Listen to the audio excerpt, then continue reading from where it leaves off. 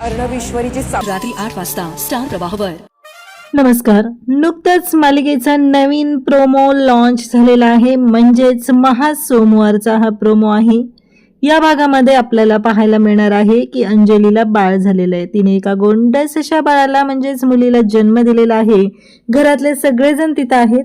त्याचवेळी अर्णव ईश्वरी सुद्धा तिथं आलेले असतात आणि अंजलीचा काही मूर्खपणा काही कमी होत नाहीये हे तर आपल्याला माहितीच आहे.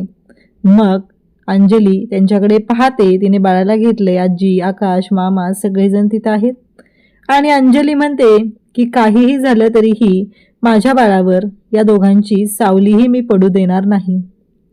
माझ्या बाळापासून यांनी लांब राहायचं. अर्णवला खूप वाईट वाटतं.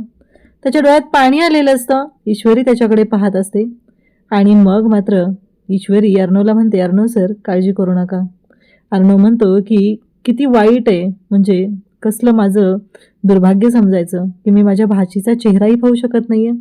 कारण अंजलीने सांगितलेलंच असतं तसं की बाळाचा चेहराही पाहू देणार नाही. तेव्हा ईश्वरी म्हणते की काळजी करू नका. मग आपल्याला पाहायला मिळतं की अर्णवने डॉक्टरांचा वेश धारण केलाय तर ईश्वरी नर्स बनलेली आहे आणि दोघंही डॉक्टर नर्स बनून इकडे अंजलीच्या रूममध्ये आलेले असतात.